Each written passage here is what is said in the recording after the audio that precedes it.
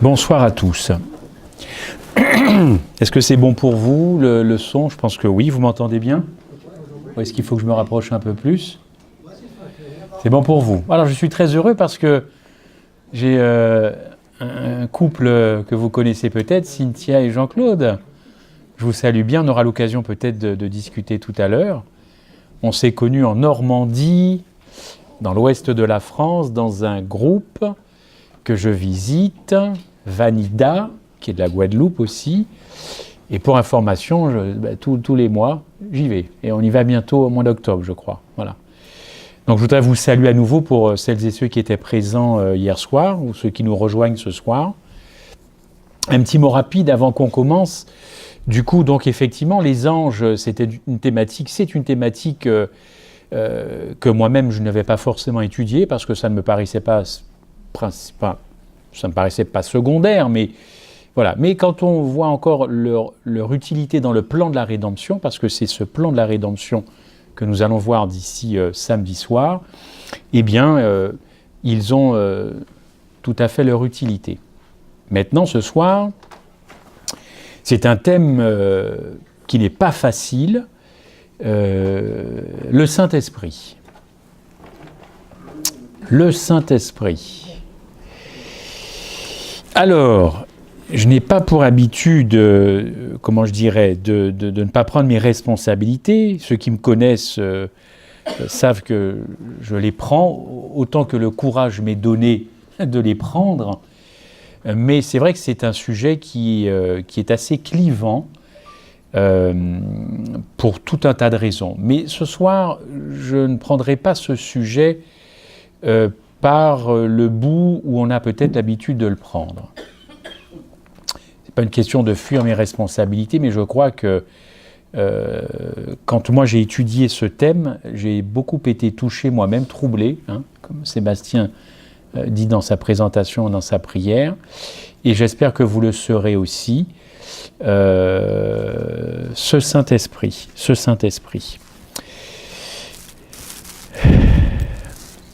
Le Saint-Esprit, dans la vie du croyant, et sa mission. C'est vraiment de ça que j'ai envie que nous nous entretenions ce soir. J'espère que vous avez vos Bibles, n'hésitez pas, rappelez-vous que nous sommes le peuple du livre, et du coup, s'il n'y a pas de livre ouvert, on perd ce titre. Alors, ouvrez vos Bibles, encore une fois, comme hier, tout ne sera pas forcément mis à l'écran. Certaines fois, il y a la citation biblique, d'autres fois, il n'y a que la référence. Donc, n'hésitez pas à prendre des notes pour que cela puisse continuer de faire son effet après, ce soir et demain. Moi, je vais vous quitter, n'est-ce pas ? Du coup, profitez de ces entretiens pour prendre des notes. Comme ça, après, ce sera revu ou ici, ou après les entretiens. Pour beaucoup de gens, de frères, de sœurs, le Saint-Esprit soulève de nombreuses questions. Ces questions, elles sont légitimes. Entendons-nous bien. Qui est le Saint-Esprit? Quel est le rôle du Saint-Esprit? Pourquoi j'ai besoin du Saint-Esprit dans ma vie? Pourquoi l'Église a besoin du Saint-Esprit? Quelle est la nature du Saint-Esprit? Beaucoup de questions légitimes sur le Saint-Esprit. Mais j'ai remarqué qu'on traite souvent le thème du Saint-Esprit d'un point de vue théologique. Et c'est pour ça qu'il peut y avoir certains débats ici et ailleurs, je ne sais pas. Souvent sous l'aspect théologique, et pourtant vous avez remarqué que l'apôtre Paul, ne se demande jamais si le Saint-Esprit est une personne ou pas. Mais si vous avez reçu le Saint-Esprit. Je propose cette citation, non que je n'ai pas encore mise d'ailleurs pour l'instant, alors on attendra. L'apôtre Paul ne se demande pas en effet si c'est une personne, mais ce qui l'intéresse et ce qui l'intéressait durant tous ses voyages, c'était de savoir si les gens qu'il rencontrait avaient reçu le Saint-Esprit. Et c'est vrai qu'il est sans conteste que le Saint-Esprit veut nous parler, particulièrement par le biais de la parole de Dieu, évidemment. Quand le Seigneur Jésus-Christ a quitté ses disciples, vous le savez, il a dit qu'il prierait, alors j'espère que c'est la bonne slide, oui, voilà, il prierait pour que le Père leur envoie le Saint-Esprit, ce fameux consolateur, ce paraclet, n'est-ce pas, que le Père vous enverra en mon nom. Et remarquez que ce Saint-Esprit a comme tâche, entre autres, l'enseignement. Il vous enseignera toutes choses et vous rappellera tout ce que je vous ai dit. Oui, le Saint-Esprit est là pour nous rafraîchir la mémoire, n'est-ce pas? Donc, vous avez la référence en Jean 14, 25. Un autre texte. J'ai encore beaucoup de choses à vous dire, mais vous ne pouvez pas les porter maintenant. Quand le consolateur, le paraclet, sera venu, l'Esprit de vérité, eh bien, vous conduira dans toute la vérité, évidemment.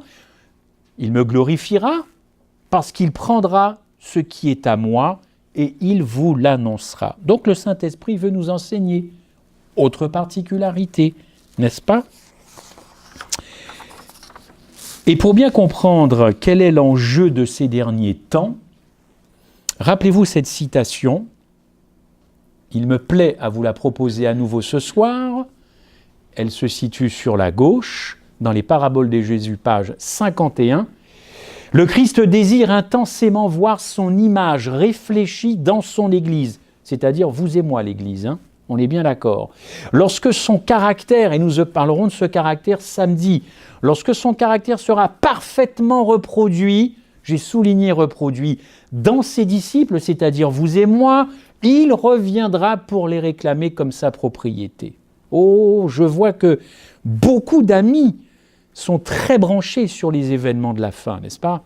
Il suffit simplement d'avoir l'application WhatsApp pour s'apercevoir que tout le monde est branché, n'est-ce pas? On attend la loi du dimanche sous Trump, on attend ci de un tel, on attend ci de ça, tout le monde est branché sur ce qui va arriver, n'est-ce pas?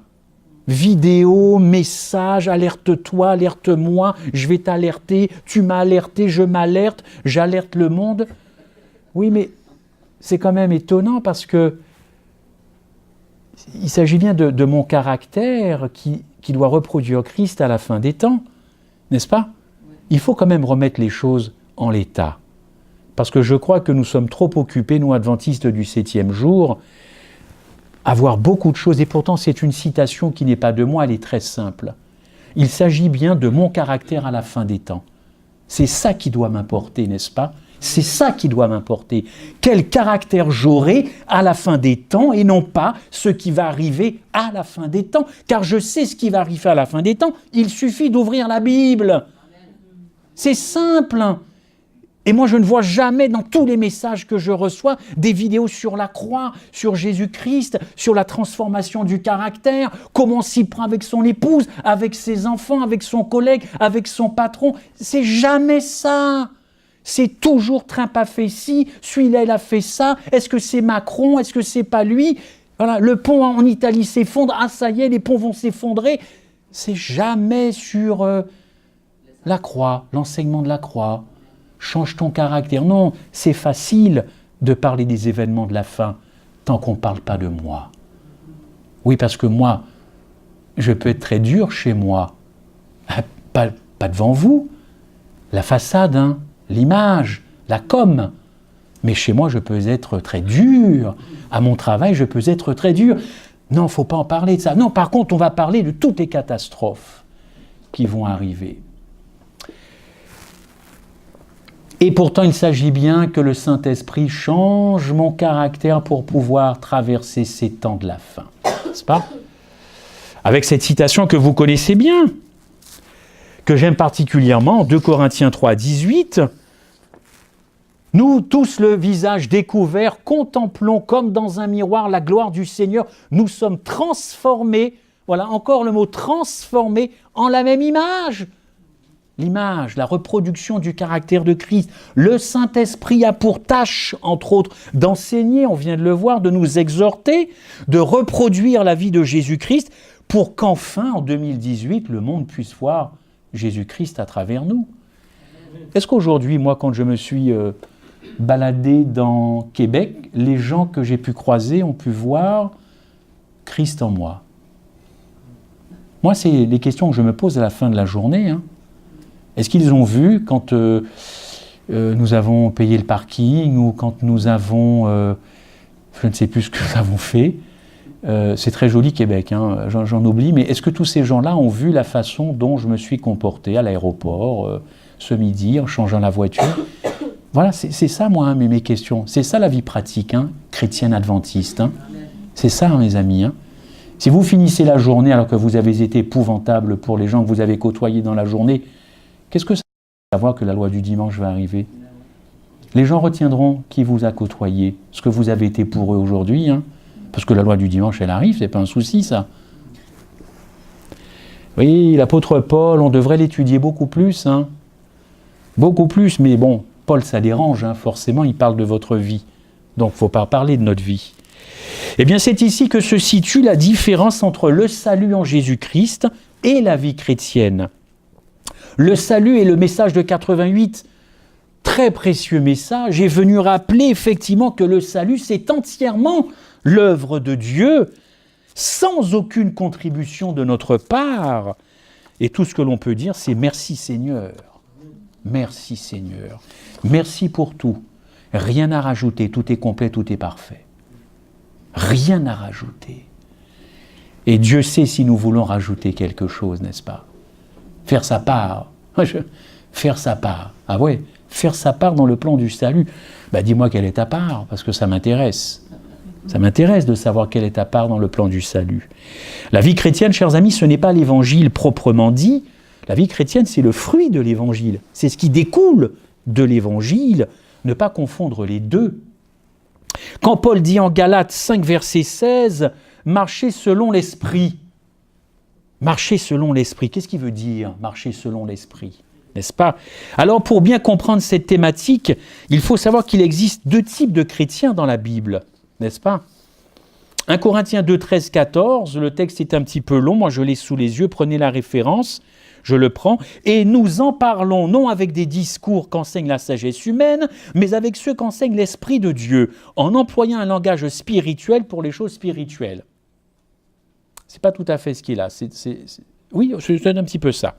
Mais l'homme naturel ou animal, ça dépend des versions, n'accepte pas les choses de l'esprit parce que c'est spirituellement qu'on en juge. Vous connaissez ce texte. L'homme spirituel, ça y est, nous y sommes. L'homme spirituel, au contraire, juge de tout et il n'est lui-même jugé par personne, car qui a connu la pensée du Seigneur pour l'instruire? Or, nous avons la pensée de Christ, dit Paul. Pour moi, frères, ce n'est pas comme des hommes spirituels que j'ai pu vous parler, mais comme à des hommes charnels. Deuxième type de chrétien. Le premier type, il est spirituel. Le deuxième, il est charnel, n'est-ce pas? Donc, deux types de chrétiens. Un troisième type de personne, l'homme charnel, l'homme animal, c'est-à-dire l'homme qui vit sans Dieu, pour faire court. Il vit sans Dieu. Alors, pour savoir ce que cela veut dire que marcher selon la chair ou selon l'esprit, il faut avant tout savoir ce que Dieu veut réaliser dans votre vie. Oui, parce qu'il nous a sauvés, c'est une chose, n'est-ce pas? Mais bon, ça ne s'arrête pas là. Peut-être que pour beaucoup, c'est suffisant, mais pour moi, ce n'est pas suffisant. Il y a un chemin de vie, il y a une vie à faire sur cette terre, n'est-ce pas? Alors, pour savoir vraiment quel est le projet de Dieu dans ma vie, il y a un texte qui est très très simple. Là, vous l'avez, donc l'homme charnel, vous avez la référence. Vous avez Romains 8.3. Romains 8.3 que certains connaissent, et c'est tant mieux, car chose impossible à la loi, parce que la chair la rendait sans force, Dieu a condamné le péché dans la chair en envoyant à cause du péché son propre Fils dans une chair semblable à celle du péché. Et j'ai souligné, parce qu'on connaît bien ce verset, donc à force de le connaître, on fait plus attention, afin que quoi? La justice de la loi. Ça m'intéresse dans la pensée de Paul. La justice de la loi fut accomplie en moi. Donc Dieu détruit le péché dans ma chair pécheresse pour quelque chose. C'est pas parce qu'il avait rien à faire, n'est-ce pas? Il veut que la justice de la loi s'accomplisse en moi pour que je ne marche plus selon cette chair, mais que je marche selon l'esprit. Question, qu'est-ce que ça veut dire la justice de la loi? J'espère que vous le savez. Accomplir la justice de la loi. Mais c'est la reproduction du caractère de Dieu dans ma vie. Dans ma vie. c'est-à-dire reproduire son caractère d'agapé, reproduire son caractère, son obéissance par la foi à son Père quand il était vivant, et une obéissance qui procède du cœur, pas une obéissance mécanique, pas une obéissance parce qu'il faut que j'obéisse, parce qu'il faut ci, parce qu'il faut ça. Non, non, ça procède du cœur. Mais pour obéir, il faut que le cœur ait été touché. Si vous obéissez sans que votre cœur n'ait pas été touché, mais alors vous faites partie, non pas de ces légions d'anges, de légalistes. C'est du légalisme, hein, obéir sans que le cœur ait été touché. Mais c'est aussi, et ça fait plus mal, le renoncement à lui-même, le renoncement à son ego. C'est ça, accomplir la justice de la loi dans ma vie, dans cette nature. C'est-à-dire la mort de l'ego. La mort de l'ego. Pourquoi tout ça finalement? Pourquoi tout ce plan de Dieu par le Saint-Esprit dans la vie? Là, on est dans la vie du croyant. Oh, c'est simple.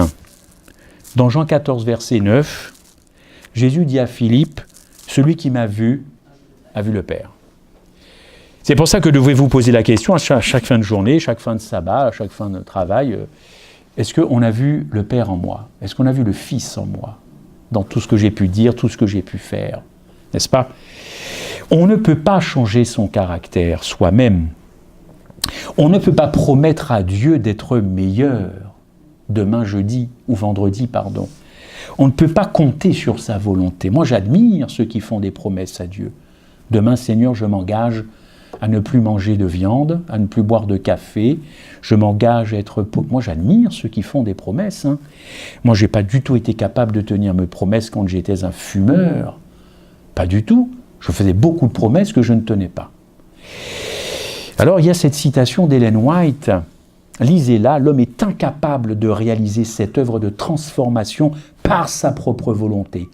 Il n'a en lui aucune puissance suffisante. Le levain, substance étrangère à la masse, doit être introduit dans la pâte pour qu'on obtienne le résultat désiré. C'est pourquoi le pécheur doit recevoir la grâce de Dieu avant d'être prêt pour le royaume. Qu'est-ce qu'elle dit encore ? Cette fois-ci dans Parabole, c'est la suite, Parabole de Jésus, page 75. Ni la culture, ni l'éducation ne réussiront à transformer un esclave du péché en un enfant du ciel. C'est de Dieu que doit venir cette puissance génératrice. Ce changement ne peut être opéré que par le Saint-Esprit. Tous ceux qui veulent être sauvés, grands ou petits, riches ou pauvres, doivent se soumettre à l'action de cette puissance. Si ça vous plaît de faire des promesses, faites des promesses. Mais les promesses, eh bien, comme on dit, elles n'engagent que ceux qui les font. Hein. Quand l'Esprit de Dieu prend possession d'un cœur, la vie est transformée. La vie n'est pas améliorée. Hein. Madame White n'a pas écrit, ou plutôt, oui, dans Jésus-Christ, la vie est améliorée. L'amélioration, c'est pas la vie chrétienne, c'est pas l'évangile. Améliorer, améliorer quoi? Oui, détruire, crucifier, oui, ça c'est l'évangile. On va le voir tout à l'heure, mais améliorer quoi? Il n'y a rien à améliorer, tout est à jeter aux orties. Il n'y a rien à améliorer dans mon caractère. Demandez à ma femme, il n'y a rien. C'est tout le caractère qui doit être complètement détruit à la croix. Et oui, évidemment. Alors il y a cette citation que je n'ai peut-être pas mise. Non, on verra ça plus tard, je ne l'ai pas mise parce que je l'ai trouvée après, figurez-vous. Écoutez ça, à propos des promesses. Entraînés par la force de la tentation et de la passion, beaucoup s'écrient désespérés « Il m'est impossible de résister », notamment à une tentation. Dites à ces pauvres gens qu'ils peuvent, qu'ils doivent résister. Peut-être ont-ils maintes fois été vaincus par ces tentations. Moralement, ils sont faibles, asservis aux habitudes d'une vie de péché. Leurs promesses, leurs résolutions sont comme des murs de sable. Ouais, sont comme des murs de sable. Le souvenir des promesses oubliées, des engagements rompus, affaiblit leur confiance en leur sincérité et leur faire croire que Dieu ne peut pas les accepter. C'est un texte que l'on trouve dans Tempérance. Je vous retrouverai la page. Et puis dans Message à la jeunesse, elle parle encore de ces promesses. Vos promesses sont comme des chaînes de sable. Des chaînes de... Ça ne tient pas la promesse. Ça tient un temps, une petite semaine. Et puis ça finit par tomber. Donc, pas de promesse. Non, non, pas de promesse. L'Éternel connaît trop bien notre cœur, l'homme naturel. L'homme naturel, il peut très bien être éduqué, hein, il peut très bien devenir même très cultivé. Vous connaissez souvent dans vos relations des gens qui sont, comme on dit, bien sous tout rapport. Hein. Ils ne sont pas du tout chrétiens, ils ne croient pas en Dieu. Et on se demande d'ailleurs, qu'est-ce qui leur manque pour ne pas croire? Ils sont polis, aimables, cultivés, prévenants, avenants. Et on se dit, mais mince alors, il ne leur manque plus que Dieu dans leur vie. Le problème avec ces gens-là, c'est qu'ils vivront toujours une vie dans la chair, malgré toutes les qualités que ces personnes peuvent avoir. Cela veut dire que l'égoïsme sera et est l'élément dirigeant dans leur vie. Et oui, c'est embêtant parce qu'ils sont bien avec nous et vraiment, ils gagnent à être connus. Et pourtant, la chair reste l'élément dirigeant de leur vie. Et vous savez que la chair est hostile à l'Esprit de Dieu. Et la chair ne sera jamais soumise à la loi de Dieu. Vous retrouvez ce texte dans Galates 5, verset 17 et Romains 8.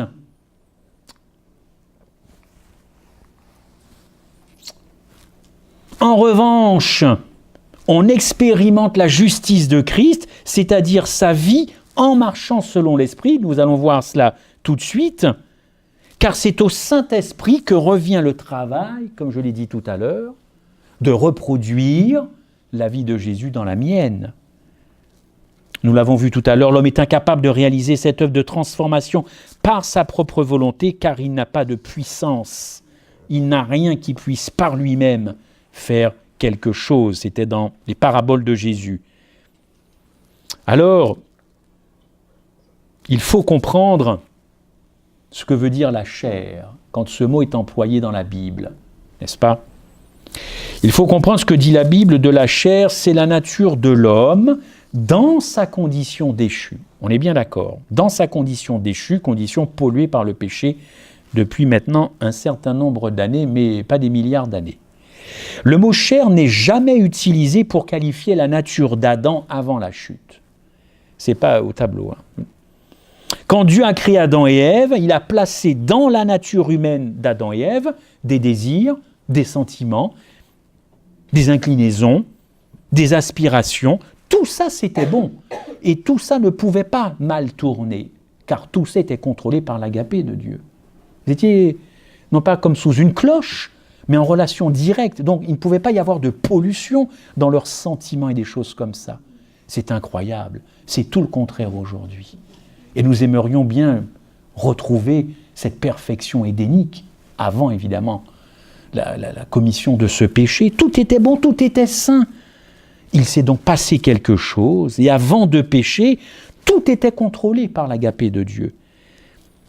Mais seulement, ça a tourné mal. On l'a vu un petit peu hier en parlant des anges qui ont été témoins de tout cela. Et tout de suite, l'amour éros est apparu dans le cœur de nos premiers parents. Parce que, avez-vous vu avec quelle rapidité elle tournait, n'est-ce pas? Ben non, c'est pas moi, c'est la femme que tu as mise. Voilà, ça y est, on quitte l'amour agapé et on arrive à l'amour éros. C'est pas de ma faute, c'est de sa faute. Puis après, c'est pas de ma faute, c'est la faute du serpent que tu as. Voilà, ça y est, c'est fini, l'affaire est bouclée. Terminé l'agapé. Toute leur passion, leurs sentiments, leurs désirs, c'était terminé. Tout ça n'était pas tourné l'un vers l'autre et vers le Dieu. Tout ça, maintenant, s'est retourné vers soi. Moi. Ce n'est pas moi qui ai fait ça, c'est elle que tu as placée à côté de moi. C'est le serpent. Il aurait même peut-être fallu... C'est jamais de sa faute, forcément. Oui, les relations se sont dégradées tout de suite après le péché. Et en péchant, Adam et Ève ont échappé au contrôle de Dieu. Alors, marcher selon l'esprit veut dire permettre à nos désirs, nos aspirations, nos sentiments, nos inclinaisons de revenir sous le contrôle de Dieu. Il faut ramener tout ça à la maison. Et c'est un travail très dur pour le Saint-Esprit. Là, il n'est pas aux 35 heures, je ne sais pas quelle est la durée légale du travail ici au Québec, mais il n'y a pas de 35 heures ni de 40 heures. Le Saint-Esprit, c'est H24. Et c'est un gros travail que nous lui soumettons, hein, parce que nous résistons, nous ne sommes pas faciles à manier, n'est-ce pas? Nous ne sommes pas faciles. Un chrétien qui est contrôlé ou dominé par ses sentiments, il marche selon la chair. Et ce mot chair, encore une fois, quand il est employé dans la Bible, il vient du grec sarx, et sarx veut dire déchu, pollué, tombé. À 97%, quand il est employé dans le Nouveau Testament, c'est ce qu'il veut dire. Ça veut dire une chair qui est déchue, c'est-à-dire après le péché, après qu'Adam et Ève aient péché. Oui, le Nouveau Testament classe ses désirs, ses passions, en 3 catégories. Vous connaissez ce texte, 1 Jean 2, ce sont les 3 motivations fondamentales qui contrôlent le chrétien charnel, mais qui contrôlent aussi le chrétien naturel. Et c'est là que ça pose un problème. Parce qu'à la rigueur, l'homme naturel, l'homme sans Dieu, on en connaît autour de nous. Bon, on n'apprécie pas toujours ce qu'ils font, n'est-ce pas? Mais c'est embêtant de retrouver ça chez le chrétien, chez l'adventiste du 7e jour notamment. Et là, on se dit qu'il y a quand même un souci. Parce que si c'est des gens qui vivent sans Dieu, du coup, si les gens qui vivent avec Dieu sont comme les gens qui vivent sans Dieu, où est la différence? Alors vous allez me dire, oui, mais c'est pas très gênant, on est entre nous. Ah oui, non, on n'est pas entre nous, on est observé. Alors je ne dis pas que c'est Big Brother, il n'y a pas des caméras qui sont...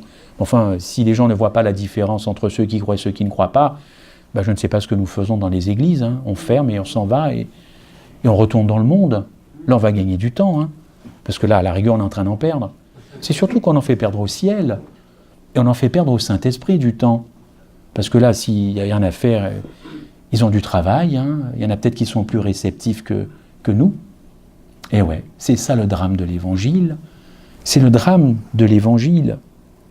Plutôt, c'est le drame que nous faisons subir à l'Évangile, car l'Évangile, vous l'avez compris, n'est pas un drame. Malheureusement. Malheureusement, la différence, c'est que l'homme naturel n'a pas l'Esprit de Dieu en lui, alors que le chrétien charnel, il a l'Esprit de Dieu en lui. Et pourtant, il est charnel. Alors nous allons voir qu'est-ce qui se passe. Qu'est-ce qui se passe? Jean 16, verset 8. Et quand il sera venu, le Saint-Esprit, il convaincra de péché, de justice et de jugement. Je suis sûr que vous connaissez ce texte, n'est-ce pas?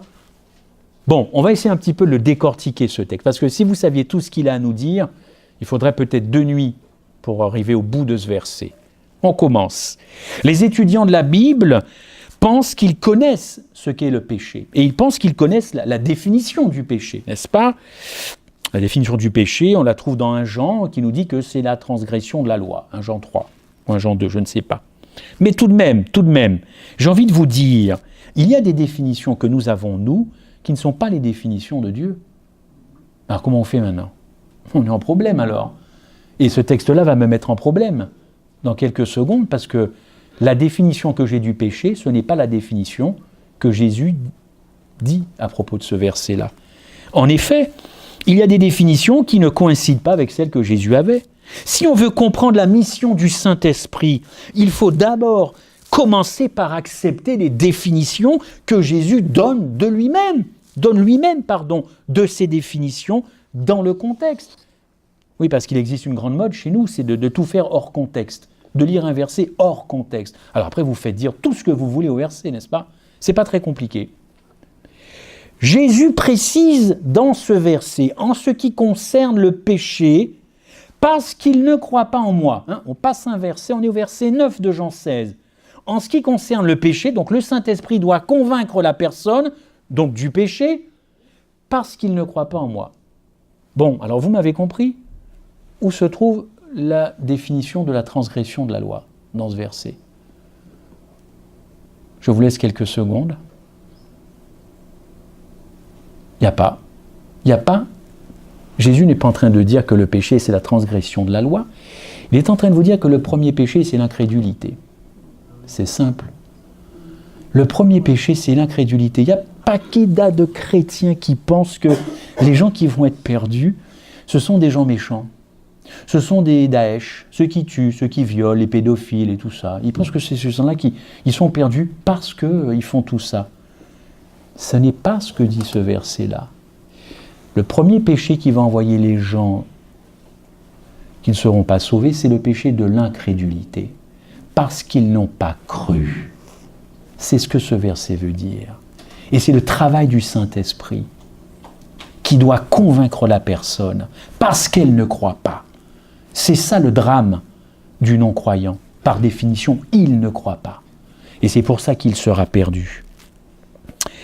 Oui, chers amis, il faut désapprendre, beaucoup désapprendre avant d'apprendre ce que nous dit véritablement Jésus-Christ. On pense encore une fois que ceux qui ne sont pas sauvés, c'est parce qu'ils ont été méchants, hypocrites. Non, ils seront perdus parce qu'ils n'ont pas cru.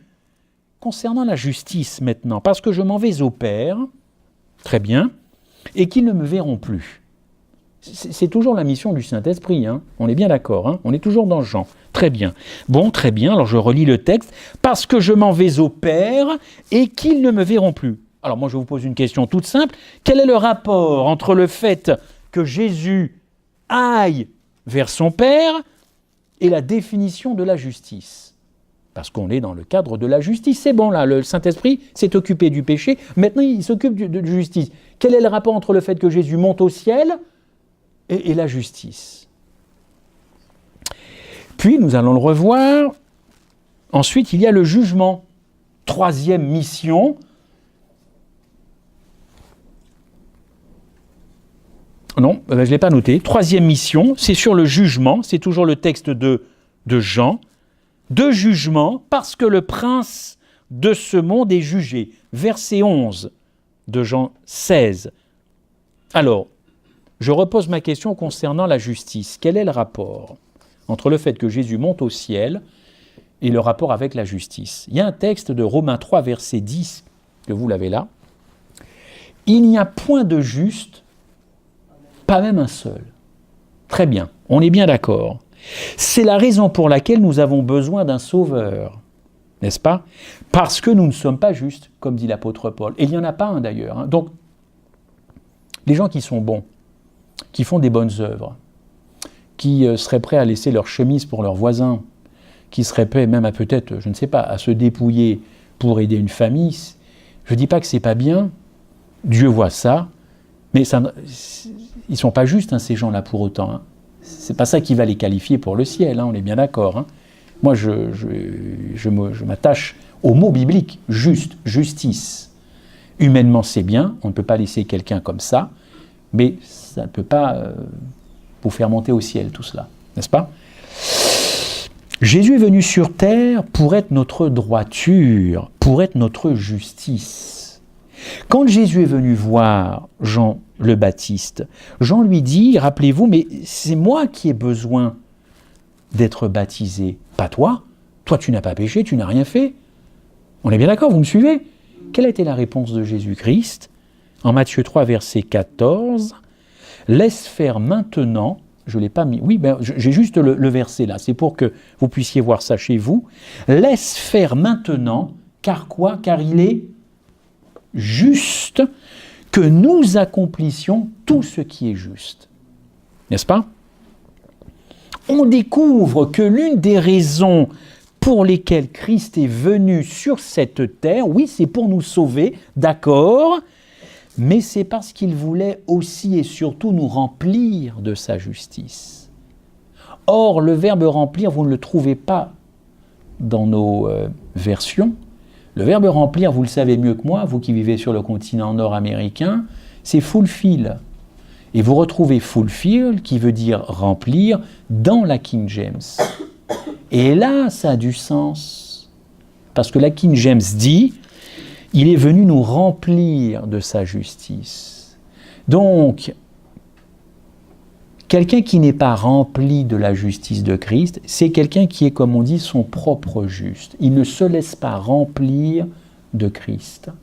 Et Christ est effectivement venu sur cette terre pour mourir, très bien, ça on le sait, mais pour nous remplir de sa justice, c'est-à-dire nous remplir de sa droiture, c'est-à-dire pour nous remplir de son caractère juste et clean, si vous voulez, quand il était sur terre, dans notre nature pécheresse. C'est ça, être rempli, comme quand on remplit une bouteille d'eau ou un verre, n'est-ce pas? Ça monte, ça monte, ça monte. Oh, comme j'aimerais que nous soyons débordants de sa justice. N'est-ce pas?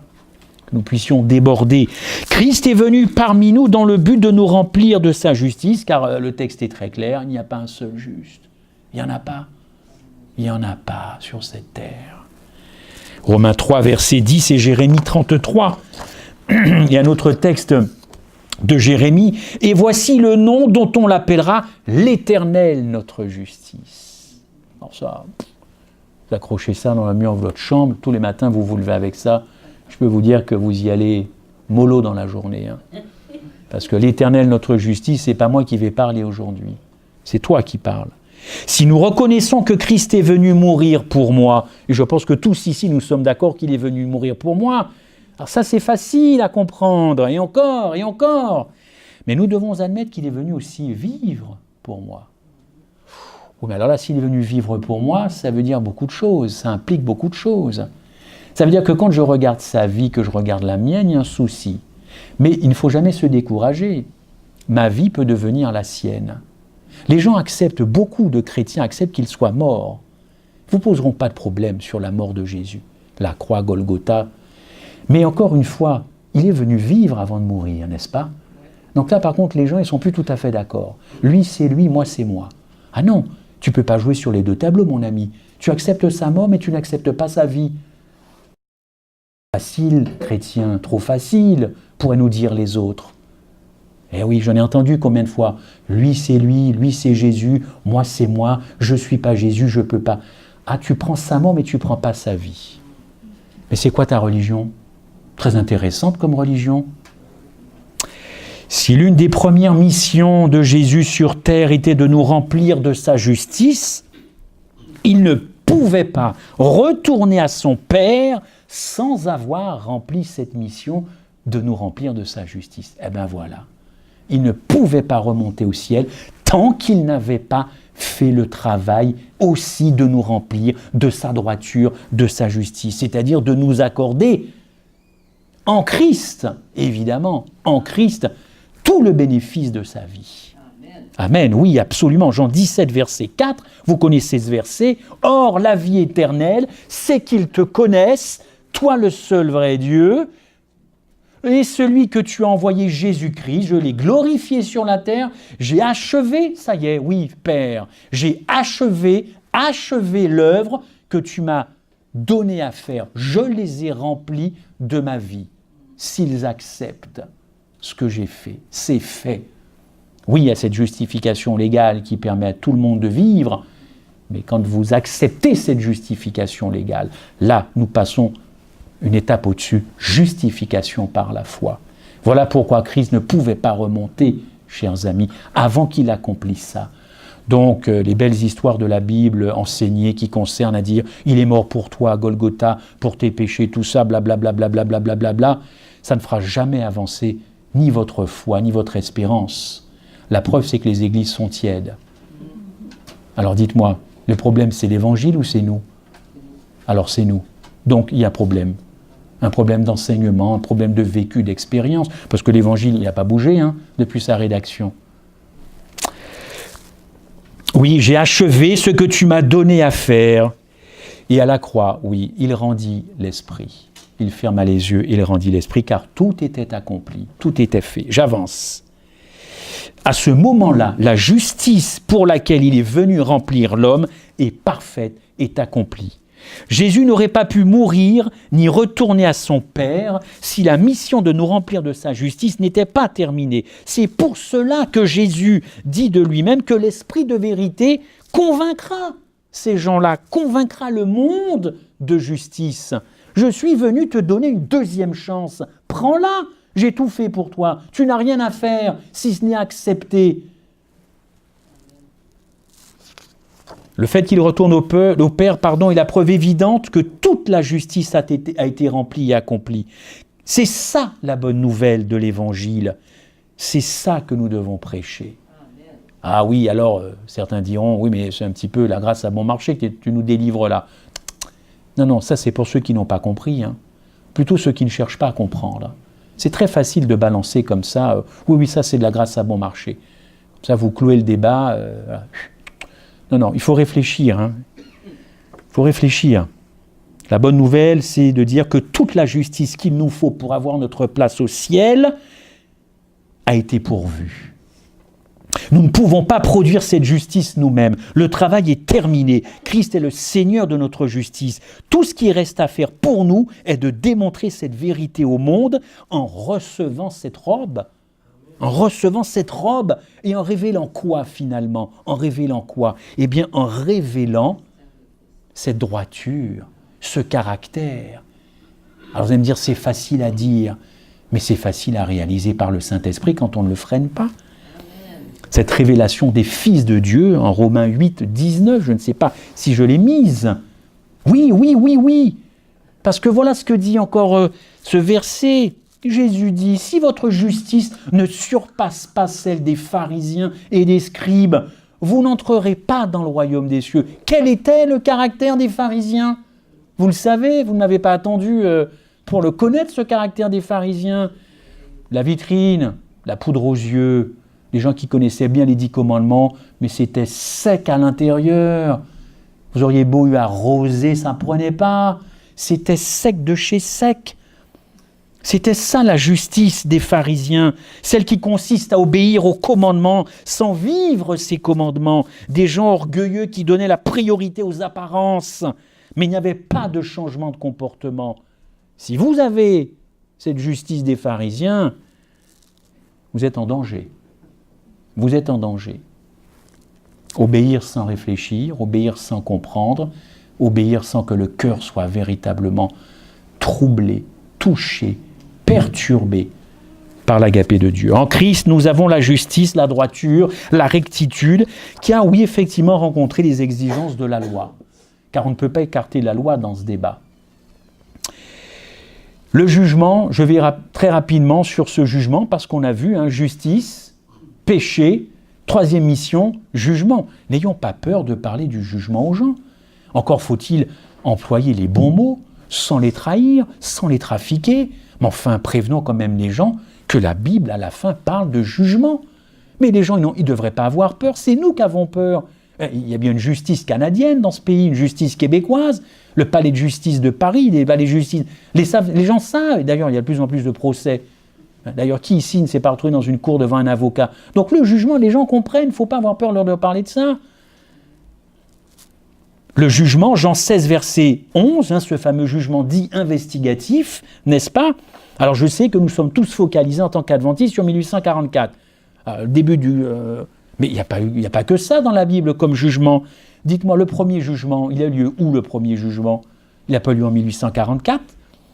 Quand vous lisez la Bible, oui, ça a commencé en Éden avec ces questions. D'ailleurs, 4 questions. 4 questions. Où es-tu? Qui t'a appris que tu es nu? Est-ce que tu as mangé de l'arbre? Encore qu'on ne mange pas un arbre, on mange le fruit d'un arbre. Pourquoi tu fais cela? 4 questions. Il est là le premier jugement. Parce qu'à l'issue de ces 4 questions, eh bien, tombe le verdict. Nous sommes en Genèse 3. Lisez Genèse 3, de 9 à 13. Il n'y a pas dans la Bible de verdict sans procédure, sans une série de questions. Ça n'existe pas. Pourquoi? Parce que Dieu veut mettre l'homme devant ses responsabilités. Vous le savez. Il veut que l'homme ait conscience de ce qu'il fait.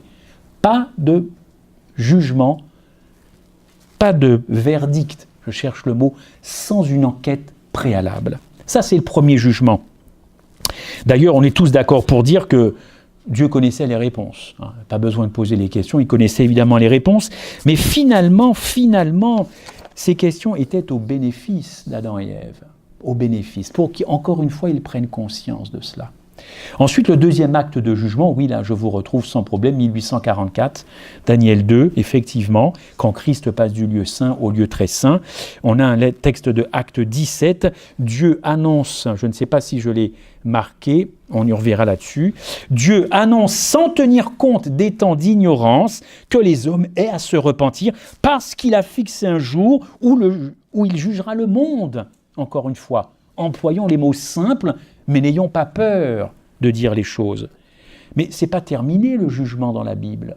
Il y a un troisième jugement, et pas n'importe lequel. Est-ce que vous le connaissez?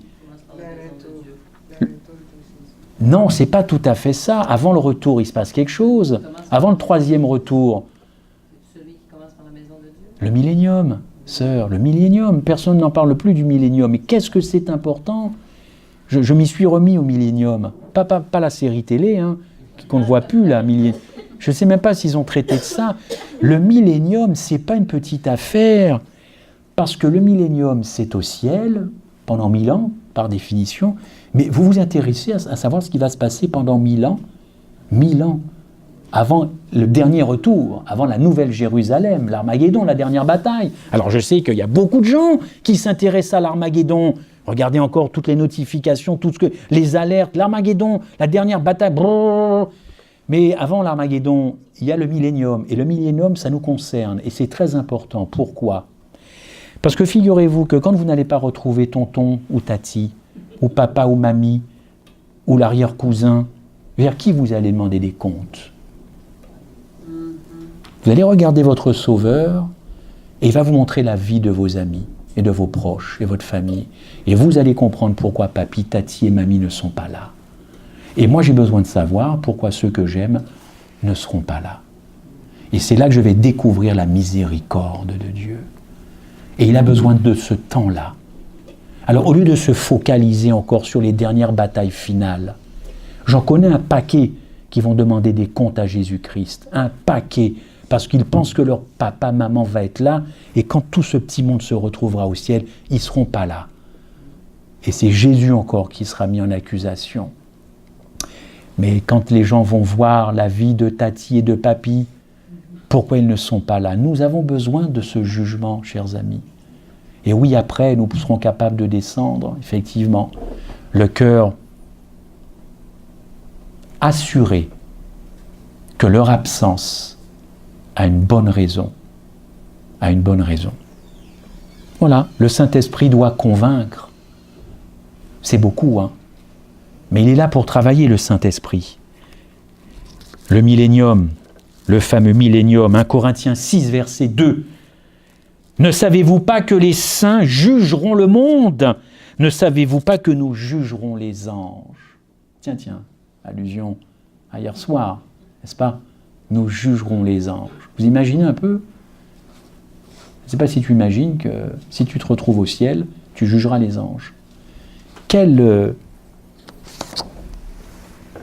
privilège, enfin quel moment solennel. Alors ce texte que je vous propose, n'aimez pas le monde ni les choses qui sont dans le monde, parce que le Saint-Esprit doit faire le travail que nous venons de dire, et nous avons ce verset, 1 Jean 2, 15, n'aimez pas le monde ni les choses qui sont dans le monde.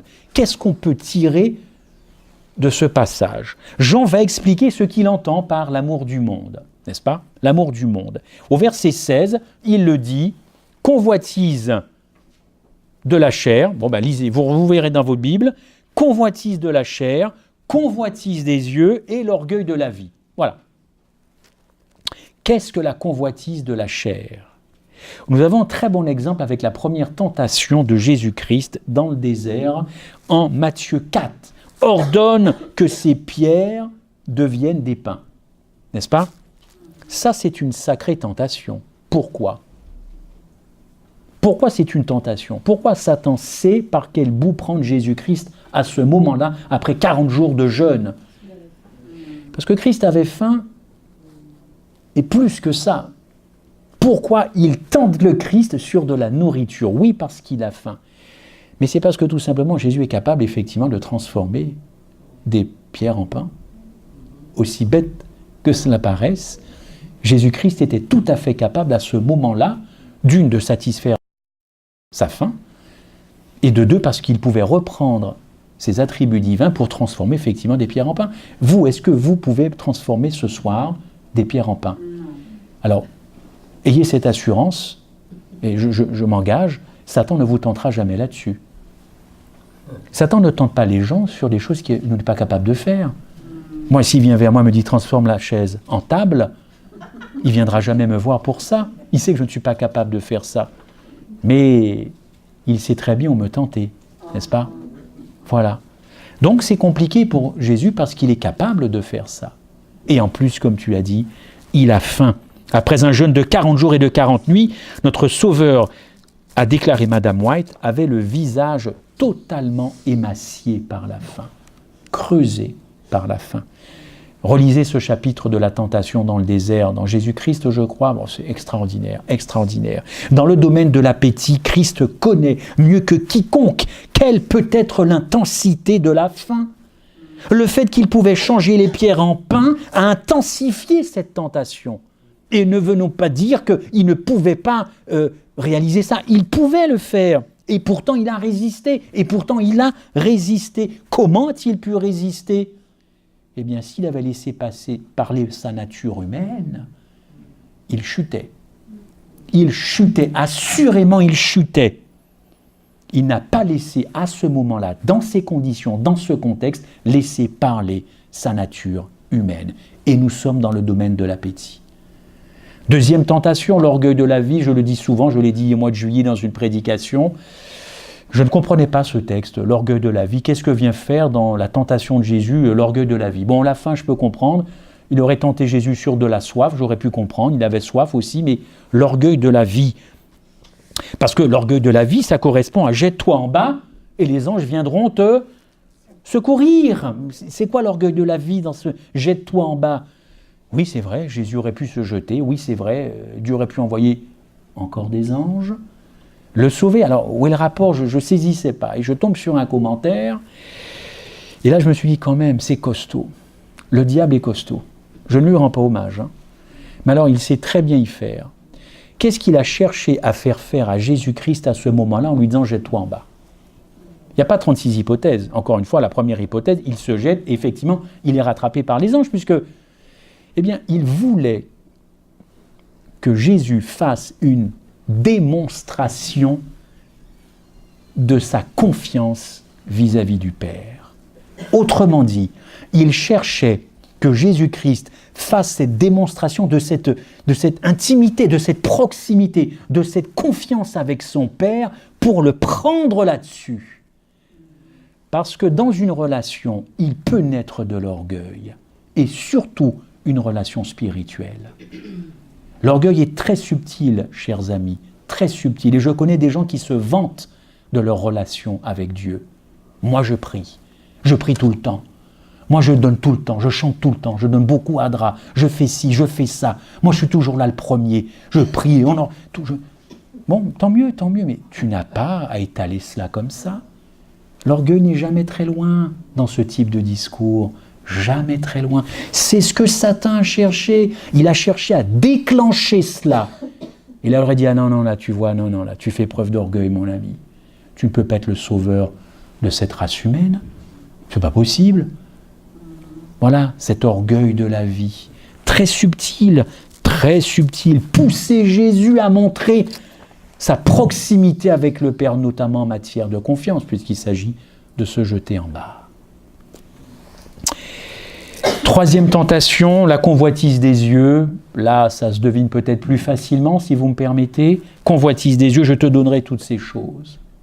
Alors c'est vrai que moi, je m'amuse, mais sympathiquement, quand je vois des gens qui sont toujours oh, « qu'est-ce que c'était beau, c'était magnifique ». On a l'impression que c'est... Mais c'est rien par rapport à ce que Satan a montré à Jésus.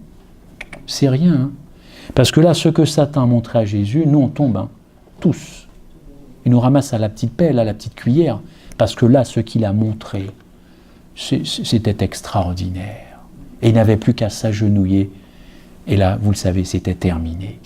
Donc les contrats mirifiques de footballeurs à 3 milliards, les transferts de cils, les PIB des pays, de la Chine, des milliards de... Mais Satan rigole quand il voit que nous sommes... Mais il se marre parce qu'il sait très bien ce qu'il a proposé à Jésus il y a un petit moment de ça. Mais il se dit, mais franchement, les terriens, toujours rien compris, toujours pas compris. Oui, le diable est capable d'offrir à l'homme beaucoup de choses. Le bling-bling, ça brille. Les feux de la rampe, sunlight, il connaît. Mais notre Sauveur n'est pas tombé dans le panneau. Il n'est pas tombé. Si vous êtes contrôlé par ces 3 motivations qu'on vient de voir, on ne pourra jamais voir Christ en vous. C'est malheureux de le dire. On ne verra jamais Christ en vous. On nous voit comme si nous étions comme des autres personnes. Et c'est là, encore une fois, que nous ruinons l'Évangile. C'est là que nous faisons perdre du temps au retour du Christ. C'est ça la problématique du chrétien. Paul montre dans 1 Corinthiens 3 qu'un chrétien charnel, c'est une disgrâce pour Jésus-Christ. Paul avait écrit cette lettre 10 ans. Il visite un pays, il revient 10 ans après, pas de croissance spirituelle. Pas de croissance spirituelle. Et c'est là qu'il va dire, mais vous êtes des bébés spirituels. Vous n'avez pas évolué d'un iota. C'est compliqué pour Paul de revenir et de voir que oui, il y a une progression numérique. Mais il n'y a pas de croissance spirituelle. Alors là aussi, je m'amuse doucement quand on avance des chiffres de croissance de bâtiments, on construit, hôpitaux, on construit, on est connu, on est... Mais enfin, si les églises sont remplies de chrétiens charnels, ça sert à quoi de multiplier les bâtiments? Ça sert à quoi? Ça, c'est pour la com, ça. C'est pour les papiers, c'est pour les tirages. Ça sert à rien du tout, hein. Oh, chers amis, 1 Corinthiens 3, lisez 1 Corinthiens 3. Nous voyons quel était le problème de ces chrétiens, pourtant nés de nouveau, hein. Paul les avait visités, il ne les avait pas baptisés, il a dit qu'il n'était pas venu pour ça. Mais enfin, il s'attendait 10 ans après à ne pas tomber sur des bébés spirituels, puisqu'il dit après, effectivement, ben voilà, moi je n'ai pas pu vous donner, de la nourriture solide, je vous ai encore donné du lait. Les Corinthiens sont nés, mais ce sont des bébés en Christ. Au verset 1, Paul dit « Pour moi, frères, ce n'est pas comme à des hommes spirituels que j'ai pu vous parler, mais comme à des hommes charnels. » Et probablement qu'il a dû se mettre dans une sainte colère, Paul. Il a dû traiter les Corinthiens comme des bébés spirituels, donc au lait. Pas de problème, pas de croissance spirituelle. Alors, verset 3, Paul va dire « Dispute », il va parler de dispute, de jalousie. Ça, c'est le comportement de l'homme naturel, l'homme sans Dieu, n'est-ce pas? Mais c'est aussi le comportement du chrétien charnel. Et c'est là qu'on se retrouve, chers amis, en problème. On se retrouve encore en problème, parce qu'il dit que l'envie, la division, les luttes, ce n'est pas l'évangile. Et quand la chair domine, il n'y a pas d'unité parmi nous. Il y a des divisions, il y a des luttes, et le nom, encore une fois, de Jésus est bafoué. Peu importe à quel point nous possédons la vérité, si nous marchons selon la chair, nous ne sommes pas attrayants pour les gens. Peu importe ce que je dis. Je raconte souvent cette anecdote. Je suis en Suisse un jour avec ma maman, peut-être mon frère. Nous visitons Lausanne. Ma mère habitait à l'époque en Suisse et nous étions sur Annecy. Très jolie Annecy, la Haute-Savoie. N'hésitez pas si vous allez en France. Et donc, du coup, vous connaissez la mentalité suisse. Hein. Suisse romande et Suisse allemande, c'est carré. Hein. Et donc, du coup, je me gare sur une place. Et bon, c'est vrai que mes roues avant n'étaient pas tout à fait bien alignées. Bon, vous savez, on est Français, on ne s'arrête pas à ça. Je sors de mon véhicule et je m'apprête à partir visiter Lausanne. Et j'entends quelqu'un, « Monsieur, s'il vous plaît. » Je me retourne, je lui dis « Oui, monsieur, vous n'êtes pas garé comme il faut. Vos roues avant, c'est pas dans la ligne des roues arrière. Alors si vous voulez bien, garez-vous convenablement. » Oh là là, bon, très bien, moi je rentre, je me gare comme ça. Bon ben voilà, c'est la Suisse, mais c'est surtout que j'avais un témoignage à rendre. Hein. Si j'avais dit, écoute mon ami, t'es gentil, mais bon, moi je suis un touriste et je suis français. Regarde ma plaque. Donc, bon voilà. Alors vous allez me dire, oui, mais ça peut-être pas que tu étais chrétien, adventiste et tout. Moi, ça ne m'arrête pas à ça. Témoignage. Donc tu rentres dans ta voiture et tu remets tes roues comme il faut, parce que tu n'es pas chez toi, et qu'on t'a gentiment interpellé. N'est-ce pas? Eh oui, mais c'est ça. Si j'avais commencé encore une fois à rentrer en problème avec lui, je ne sais pas qu'est-ce que j'aurais laissé à niveau comme témoignage, n'est-ce pas? Alors je ne peux pas être un attrayant pour les gens de l'extérieur s'ils ne voient pas mon comportement.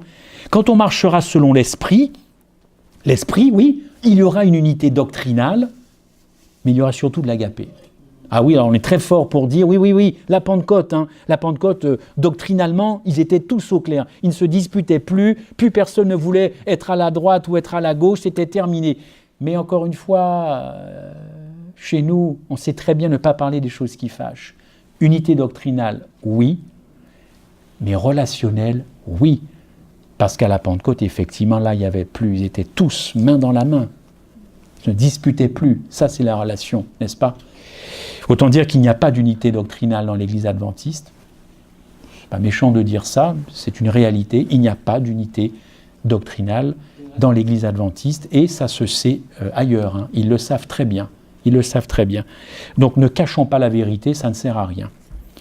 Et quand on marchera encore une fois selon l'esprit, alors oui, là, l'agapé, l'unité. Et chers amis, je suis obligé de dire vis-à-vis de vous que, et d'ailleurs, après tout, que ce n'est pas une théorie ou des doctrines ou des croyances qui vont convaincre le monde, mais une démonstration tangible de mon christianisme, n'est-ce pas? Et cette démonstration tangible de mon christianisme, elle se passe dans les actes quotidiens de ma vie. L'homme naturel, il dépend de ses sens, hein, c'est physikos en grec, c'est-à-dire l'homme sensuel, c'est l'homme qui exprime la vie animale. L'homme naturel est assujetti aux appétits et aux pressions. Il a une nature adamique, mais une nature adamique non régénérée. Il est resté en Adam, il n'est pas en Christ, il est resté en Adam. Alors l'homme naturel va provoquer des divisions, ce sont des hommes ou des femmes sensuels, ils n'ont pas cet esprit, peut-être instruit, peut-être éloquent, peut-être aimable, séduisant, mais le sens spirituel de la parole de Dieu lui échappe totalement. Ça, c'est l'homme naturel. Le chrétien spirituel, on prend un petit peu les outils là pour fouiller tout ça. Le chrétien spirituel, pneumatikos en grec, c'est l'homme inspiré. Ah oui, oui, il appartient à l'Esprit de Dieu. Ça, c'est le chrétien spirituel, c'est-à-dire le Saint-Esprit. C'est celui qui est rempli et gouverné par l'Esprit. N'est-ce pas? Qu'il appartient vraiment à Dieu. C'est un homme nouveau, pas de problème pour lui. Maintenant, le chrétien charnel. Là, sarkikos, hein, préfixe sarx, n'est-ce pas? C'est-à-dire l'homme né de nouveau, l'homme baptisé, l'homme sympathique. Oui, l'homme qui rend sa dîme, l'homme qui chante, l'homme qui est d'Adra. Le bon chrétien, n'est-ce pas? Il fait tout comme il faut, hein. Il est à l'heure, mais c'est un bébé en Christ. Pas de progression spirituelle, il fait parler la chair, c'est-à-dire qu'il est sous l'autorité de la vie animale, comme l'homme naturel, quel dommage, comme l'homme sans Dieu, quel dommage, et qui est gouverné par la simple nature humaine et non pas par l'Esprit de Dieu. Il est prompt au péché et à l'opposition à Dieu. Le chrétien charnel, lui, ne peut saisir que les vérités élémentaires. 1 Corinthiens 3,2, je vous ai donné du lait, je ne reviens pas là-dessus. Le chrétien charnel, il exprime sa foi en Christ, il n'y a pas de problème, mais il a choisi de se laisser conduire par ses propres impulsions. Triste constat. Il pourrait marcher selon l'Esprit. Et le Saint-Esprit travaille son cœur, travaille son intelligence, son cerveau. Attention, ce n'est pas la bonne direction, ne dis pas ça, ne pense pas ça. Mais il se tourne pourtant continuellement vers des choix proposés par la chair. En conséquence, sa vie quotidienne ressemble plus à celle de l'homme naturel qu'à l'homme spirituel. Ses pensées sont divisées, occupées par des pensées charnelles, ses émotions sont instables, elles sont troublées par des sentiments négatifs, et son corps manifeste les mêmes symptômes de celui qui vit sans Dieu, puisqu'il vit en contradiction avec son identité en Christ. Et oui, baptisé, mais presque perdu peut-être. Alors, son corps souffre, il vit dans l'insécurité de son salut, l'incapacité, culpabilité, anxiété, doute.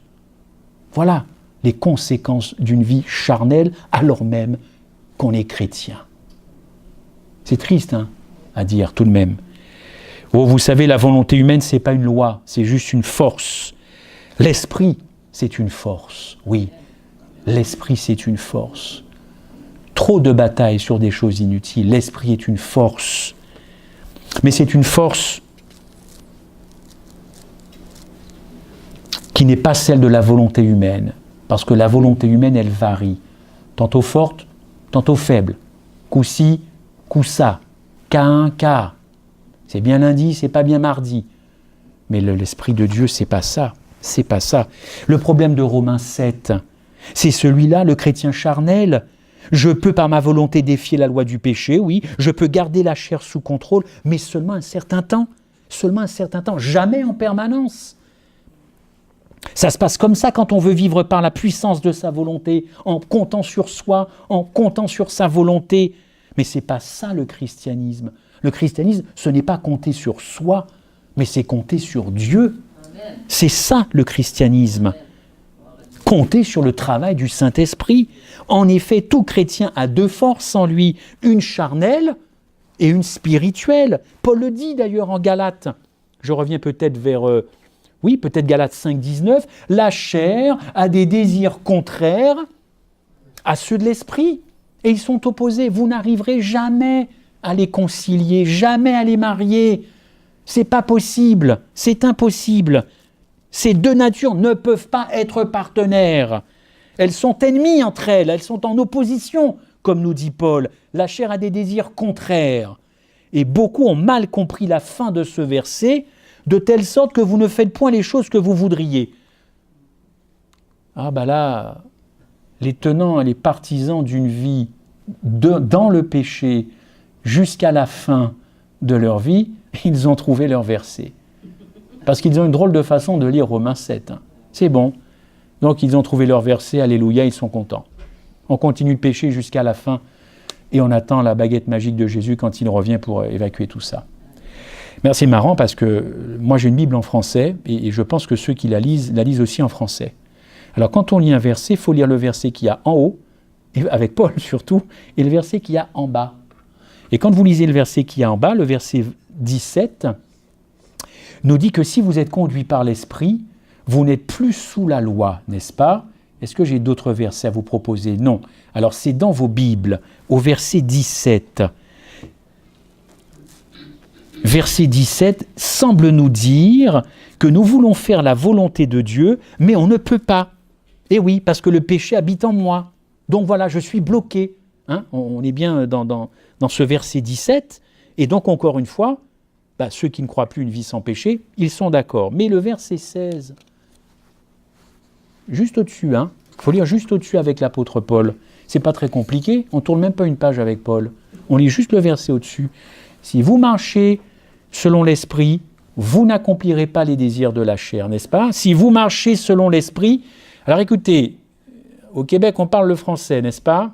Et conservez d'ailleurs le français. Il faut tenir bon, Vous n'accomplirez pas les désirs de la chair. Je pense que ça, c'est de l'impératif. Oui, je crois. C'était traduit impératif. C'est pas alors c'est quoi alors ? Vous n'accomplirez pas les désirs de la chair. Alors vous allez me dire, oui, il y a le si. C'est donc du conditionnel avec le si. Mais Paul vous dit que si vous marchez selon l'esprit, vous n'accomplirez pas. Donc Paul sait très bien que si nous marchons selon l'esprit, nous n'accomplirons pas les désirs de la chair. Il est absolument affirmatif, Paul. Pas impératif, affirmatif. Excuse-moi, je cherchais mon thème. Pour Paul, c'est pas compliqué. Deux natures qu'on ne peut pas mettre ensemble. Choisis ton camp. Choisis ton camp ce soir. Ou tu veux marcher selon l'esprit, et on sait ce que c'est que le fruit de l'esprit, on va le voir tout à l'heure, ou tu marches selon la chair. Mais il n'y a pas possible pour un chrétien adventiste du 7e jour d'être les deux, nous dit Paul, d'être les deux. Et au verset 18, on redescend en bas. Si vous êtes conduit par l'Esprit, vous n'êtes plus sous la loi. Encore une affirmation de l'apôtre Paul. Vous n'êtes plus sous la loi. Être sous la loi, ça veut dire quoi ? En tant que bon adventiste, on pense tout de suite aux 10 commandements. Évidemment, la loi, la grâce, toujours la même chose finalement. Pour Paul, c'est pas ça. C'est vouloir vivre une vie chrétienne par ses propres forces. Par ses propres forces. M'efforcer d'y arriver, m'efforcer d'être bon, m'efforcer de ci, essayer de m'améliorer, compter sur moi, compter sur mon histoire, sur mon caractère. Je ne suis pas si mauvais, je vais y arriver, je te promets chérie, je vais me corriger. Ça, pour Paul, c'est être sous la loi parce que tu comptes sur toi et tu ne comptes pas sur Dieu. La loi nous dira toujours « je veux que tu m'obéisses ». Je veux que tu m'obéisses. La loi vous dira toujours ça. Et si on marche selon l'esprit, nous ne sommes plus, chers amis, sous ce système.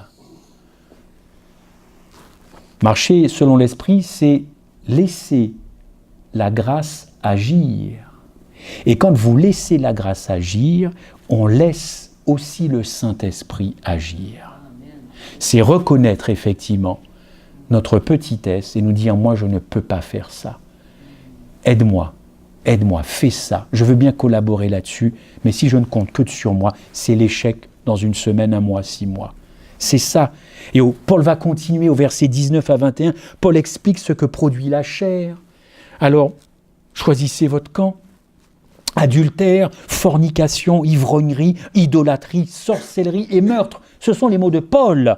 Vous avez remarqué qu'il fait mention des œuvres de la chair, les œuvres de la chair. Car quand il est question d'œuvres, Paul emploie le mot, quand il est question de chair, il emploie le mot œuvre. Mais quand il parle de l'esprit, donc le contraire à la chair, là il emploie le mot fruit et non plus le mot œuvre. Mais là, il parle du fruit. Et vous connaissez en Galates 5, 17, je crois, quel est le fruit de l'esprit.